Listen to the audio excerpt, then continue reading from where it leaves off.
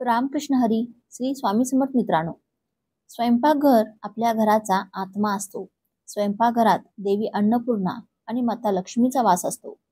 त्यामुळे या स्वयंपाक करताना किंवा या स्वयंपाकघराविषयी काही नियम व अटी असतात, ज्याचे महिलांनी पालन करणे आवश्यक असते. स्वयंपाक केल्यानंतर गॅस स्टोव्ह धुणाऱ्या महिलेने लक्षपूर्वक ऐकावे, नाहीतर ही तुमची छोटीशी चूक आहे. तुमच्या घरातील एखाद्याचा जीव जाऊ शकतो. ही काही छोटी गोष्ट नाही. याचे रहस्य जाणून तुम्ही आश्चर्यचकित व्हाल. मित्रांनो, तुम्ही अनेकदा पाहिले असेल की आपल्या घरात जेव्हा महिला स्वयंपाकघरात अन्न शिजवतात, तेव्हा काम संपताच त्या लगेच गॅस स्टोव्ह धुण्यास सुरुवात करतात. पण तुम्ही कधी विचार केला आहे का की शास्त्रानुसार हे योग्य आहे की नाही? आज आपण याच गोष्टीवर चर्चा करणार आहोत. मित्रांनो, आपल्या हिंदू सनातन धर्मातील गरुड पुराणाचा मजकूर हा एक सामान्य मजकूर नाही. यामध्ये आपल्या जीवनाशी संबंधित प्रत्येक लहान मोठी गोष्ट, अगदी आपल्या दैनंदिन कामाचेही तपशीलवार वर्णन केले आहे. ते घरातील प्रत्येक कोपरा, प्रत्येक वस्तू देखील सांगते. चुलीचाही आपल्या सुख, शांती आणि समृद्धीवर खोलवर परिणाम होतो. स्वयंपाकघर हे घरातील सर्वात पवित्र स्थान मानले जाते आणि त्या स्वयंपाकघराचे हृदय म्हणजे चुली हे ते ठिकाण आहे जिथे अन्न शिजवले जाते. आणि शास्त्री म्हणतात की अन्न म्हणजे जीवन. विचार करा, जर जीवन नसेल तर जीवनाचा अर्थ काय असेल? म्हणूनच गरुड पुराणात यत्र अन्नम तत्र लक्ष्मी असे म्हटले आहे. म्हणजेच जिथे अन्नाचा कणाचा आदर केला जातो तिथे माता लक्ष्मी वास करते. मित्रांनो, ही चुली केवळ अन्न शिजवण्याचे साधन नाही, तर त्याला घराचा अग्निकुंड मानले जाते. जिथे अग्निदेव राहतात आणि देवतांचे आशीर्वाद वाहतात. म्हणूनच त्यांची काळजी, स्वच्छता आणि पवित्रता आपल्या घराच्या समृद्धीशी, कुटुंबाच्या आरोग्याशी आणि मानसिक शांतीशी थेट संबंधित आहे. आता प्रश्न असा उद्भवतो की स्वयंपाक केल्यानंतर लगेच चुली धुवावी की नाही? कोणत्या दिवशी ते स्वच्छ करावे आणि कोणत्या पद्धतीचा अवलंब करून आपण चुली नेहमी स्वच्छ ठेवू शकतो? आपण या सर्व गोष्टींबद्दल सविस्तरपणे बोलू, जेणेकरून तुम्हालाही समजेल की स्वयंपाकघरातील हा छोटासा कोपरा तुमच्या संपूर्ण घराच्या नशिबावर कसा परिणाम करतो. मित्रांनो, चुली ही फक्त एक सामान्य भांडी किंवा उपकरणे नाहीत, तर ती घराची एक पवित्र जागा आहे, जिथे अन्न शिजवले जाते आणि संपूर्ण कुटुंबाचे पोषण होते. ही अशी जागा आहे जिथे घराची भाकरी बनवली जाते आणि घराची भाकरी घरातील प्रत्येक सदस्याच्या मनावर, शरीरावर आणि नशिबावर थेट परिणाम करते. जर चुली स्वच्छ आणि शुद्ध असेल तर घरात देवी लक्ष्मीचा कायम वास होतो. परंतु जर ती घाणेरडी, तुटलेली किंवा काळी पडली असेल तर अन्नाच्या अशुद्धतेमुळे आजारपण, दुःख, पैशांचा अभाव आणि घरात दुःख प्रवेश करते. गरुड पुराणात हे स्पष्टपणे लिहिले आहे की कदाचित अनेक महिलांना आजपर्यंत हे माहीत नसेल की ते गॅस स्टोव्ह किंवा जुनी पारंपरिक मातीचे स्टोव्ह असो, दोन्ही थेट अग्निदेवाशी संबंधित आहे. वेदांमध्ये अग्निदेवाला देवांचे मुख म्हटले जाते, कारण तो यज्ञाद्वारे देवांना अन्न अर्पण करतो. म्हणूनच स्टोव्हला घराचे यज्ञकुंड देखील मानले जाते. मित्रांनो, विचार करा, जुन्या काळात जेव्हा देवांना अन्न अर्पण केले जात असे तेव्हा ते फक्त अग्नीत अर्पण केले जात असे. आजही जेव्हा आपण मंदिरामध्ये प्रसाद अर्पण करतो तेव्हा ते अग्नीत नैवेद्याच्या स्वरूपात अर्पण केले जाते. त्याचप्रमाणे प्रत्येक वेळी जेव्हा एखादी महिला स्टोव्ह पेटवते तेव्हा ती नकळत यज्ञ सुरू करते. हे केवळ अन्न शिजवण्याचे काम नाही, तर एक पवित्र कृत्य आहे जे संपूर्ण घरासाठी शुभ ऊर्जा पसरवते. गरुड पुराण आणि धर्मशास्त्र दोन्हींमध्ये स्त्री आणि चुलीचे नाते खूप खोल असल्याचे म्हटले आहे. का? कारण स्वयंपाकघराला स्त्रीचे दुसरे घर म्हटले जाते आणि जिथे ठेवलेली चुली हा तिचा सर्वात जवळचा साथीदार असतो. ही चुली स्त्रीच्या नशीब, आनंद, आरोग्य आणि आदराशी जोडलेला आहे. शास्त्रांमध्ये असेही म्हटले आहे की चुलीचं स्त्रीच्या जीवनातील आजार, त्रास, दारिद्र्य, वास्तुदोष आणि पितृदोषावर परिणाम होतो. म्हणून मित्रांनो, मी तुम्हाला यापूर्वी अनेकदा सांगितले आहे की चुली कधीही घाणेरडी ठेवू नका आणि चुकून ही तुटलेली चुली वापरू नका. जर आपण नियमांशिवाय चुलीचा वापर केला तर स्त्रीच्या आयुष्यात दुःखच नाही तर तिला अपमान आणि मानसिक ताणतणावाचाही सामना करावा लागू शकतो. एवढेच नाही तर कुटुंबात अशांतता आणि आजारही वाढू शकतात. शास्त्रांमध्ये असे म्हटले आहे की चुलीची स्थिती घरातील महिलेचे मानसिक आणि कौटुंबिक संतुलन राखते. म्हणून तिचा आदर करणे, त्यांची काळजी घेणे आणि तिचे पावित्र्य राखणे हे केवळ स्वच्छता करण्याचे काम नाही तर धार्मिक आणि आध्यात्मिक कर्तव्य आहे. मित्रांनो, व्हिडिओमध्ये पुढे जाण्यापूर्वी जर तुम्हालाही माता लक्ष्मीचा आशीर्वाद तुमच्यावर कायम राहावा असे वाटत असेल तर या व्हिडिओला एक लाईक नक्की करा आणि आमच्या चॅनलला सबस्क्राईब करा. कमेंट बॉक्समध्ये जय माता लक्ष्मी नक्की लिहा आणि माता लक्ष्मीचा आशीर्वाद प्राप्त करा. मित्रांनो, वास्तुशास्त्रात चुली ठेवण्याची दिशा देखील खूप चांगल्या प्रकारे सांगितली आहे.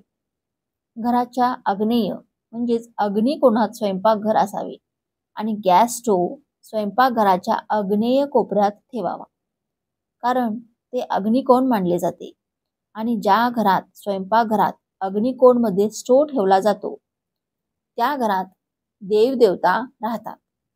आणि स्वयंपाक करताना तोंड पूर्वेकडे किंवा उत्तरेकडे असावे. म्हणजेच जेव्हा महिला स्वयंपाक करतात तेव्हा महिलांनी पूर्वेकडे किंवा उत्तरेकडे तोंड करावे, कारण या दोन्ही दिशा खूप शुभ मानल्या जातात आणि आपल्या देवी देवता या दोन्ही दिशांना वास करतात.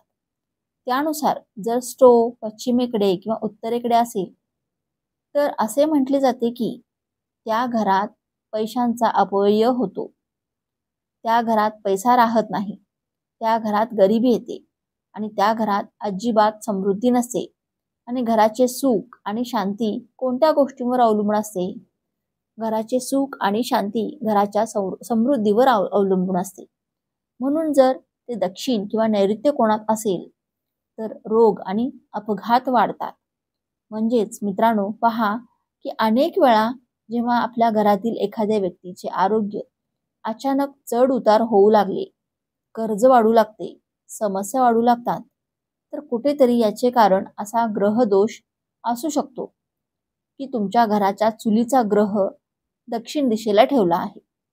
म्हणूनच लक्षात ठेवा की घराचा चुलीचा दक्षिण आणि पश्चिम दिशेला आणि ईशान्य मानला जाणारा किसान कोण ठेवू नये. जर किसान कोणात चुली असेल तर देव रागवतात आणि जर देव रागवले तर आपल्याला पितृदोष देखील मिळतो. मित्रांनो, सांगण्यात आले आहे की ईशान्य कोपऱ्यात चुली ठेवल्याने कुटुंबात त्रास होतो, कुटुंबातील सदस्यांचे एकमेकांशी पटत नाही, कुटुंब तुटू लागते.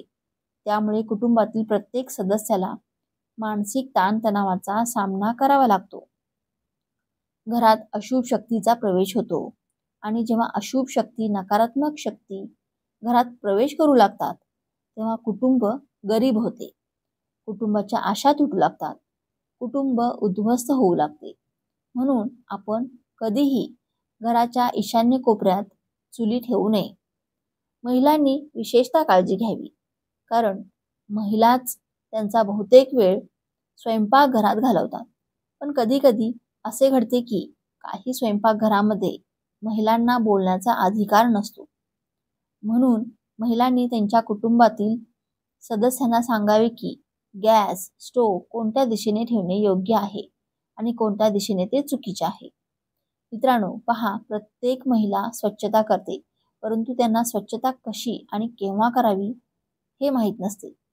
लक्षात ठेवा की गरुड पुराण, वास्तुशास्त्र आणि धर्मशास्त्रानुसार आपल्याला अनेक गोष्टी पाहायला मिळतात की ज्या घरात घराची महिला स्टोव्हला पवित्र मानून प्रेमाने आणि लक्ष देऊन काम करते त्या घरात आजार खूप कमी होतात, पती पत्नीमध्ये प्रेम राहते आणि कधीही धन आणि धान्याची कमतरता नसते.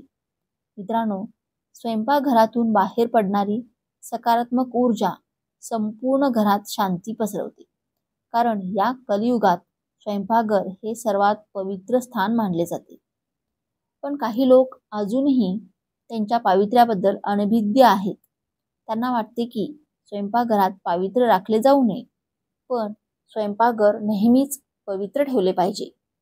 पहा, आपल्या शास्त्रांमध्ये गॅस स्टोव्ह स्वच्छ करण्यासाठी काही नियम आहेत. म्हणजेच सकाळी सूर्योदयानंतरच स्टोव्ह पेटवा. महिलांनी नेहमी लक्षात ठेवावे की वादळी स्टोव्ह पेटवू नये. वादळी रात्री स्टोव्ह पेटवणे म्हणजे अग्निदेवाचा अपमान आहे. स्टोव्ह पेटवण्यापूर्वी तुम्ही हळद, पाणी किंवा गोमूत्राने हात लावावा आणि नंतर नतमस्तक व्हावे. म्हणजेच जर तुमच्या घरात गंगाजल असेल तर महिलांना हवे असेल तर गॅस स्टोव्हवर गंगाजल शिंपडू शकता. परंतु असे म्हटले गेले आहे की स्टोव्हला हळदीचे पाणी किंवा गोमूत्राने स्पर्श केल्यानंतरच स्पर्श करावा. जर तुम्ही ते दररोज करू शकत नसाल तर किमान आठवड्यातून एकदा तरी हा नियम पाळू शकता. आणि स्टोव्ह स्वच्छ झाल्यानंतर अन्न शिजवू शकता. म्हणजे आपण स्टोव्ह स्वच्छ केल्याशिवाय अन्न शिजवू नये. आठवड्यातून एकदा विशेष स्वच्छता करावी. कारण जर आपण आठवड्यातून एकदा आपल्या घराचे स्वयंपाकघर स्वच्छ केले तर ते चांगले होईल. कारण पहा, केवळ अग्निदेवच नाही तर माता अन्नपूर्णा आणि महालक्ष्मीचेही गॅस स्टोव्हवर स्थान आहे. त्या त्यावर बसतात. म्हणून लिंबू आणि मीठ मिसळून स्टोव्हचा जळालेला भाग स्वच्छ करा. ब्रश किंवा कापडाने कोपरे पूर्णपणे स्वच्छ करा आणि स्टोव्ह खाली साचलेली घाण किंवा तेलाचे डाग पूर्णपणे काढून टाका. आणि गॅस पाईप आणि वॉल ओल्या कापडाने पुसून टाका जिथे घाण साचते, ज्यामुळे वास्तुदोष होतो. हे देखील समजून घेण्यासारखे आहे की वास्तुदोष मोठ्या गोष्टींमुळे होत नाही तर लहान चुकांमुळे होतो.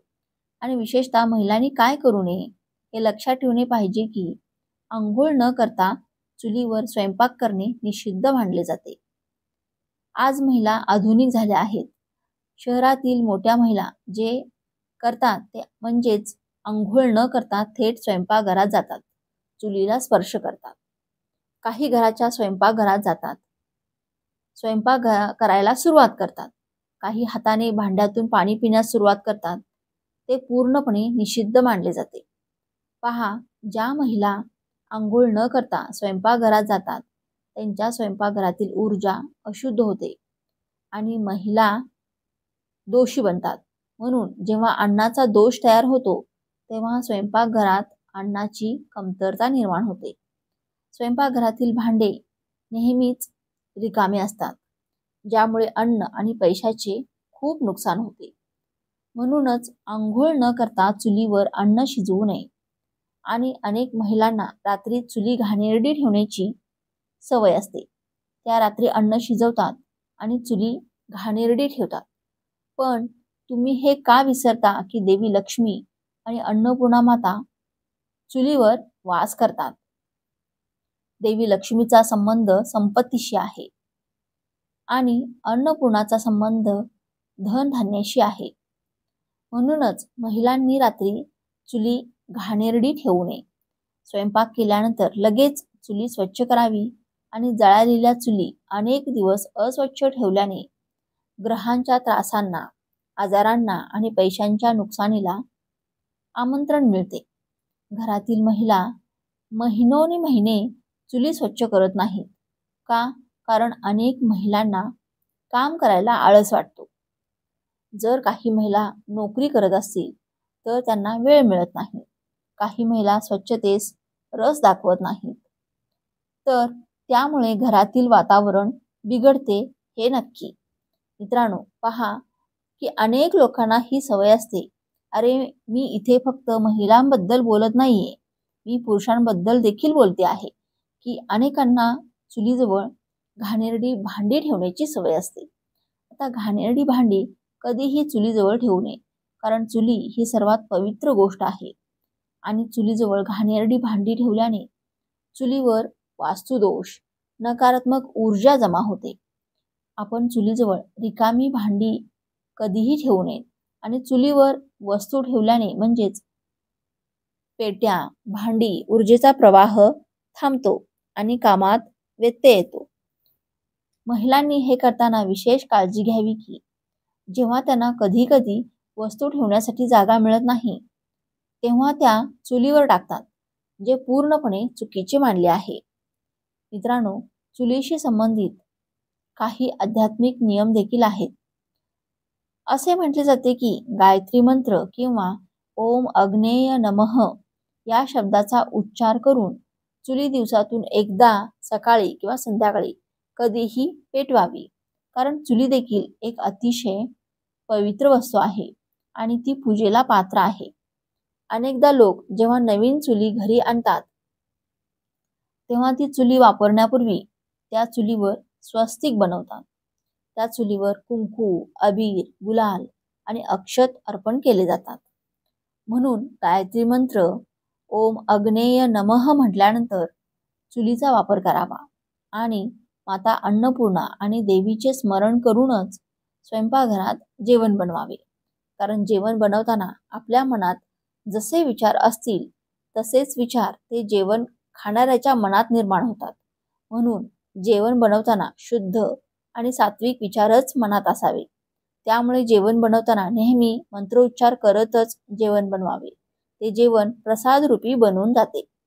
मित्रांनो, हा माहितीपूर्ण व्हिडिओ तुम्हाला उपयुक्त वाटला असेल, व्हिडिओ तुम्हाला आवडला असेल तर व्हिडिओला एक सुंदर लाईक नक्की करा आणि चॅनेलला सबस्क्राईब करून आम्हाला प्रोत्साहित करा. तसेच हा व्हिडिओ संपूर्ण पाहिल्याबद्दल आपणा सर्वांचे मनपूर्वक आभार. धन्यवाद.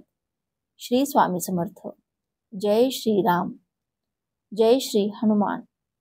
जय श्री कृष्ण. जय माता लक्ष्मी.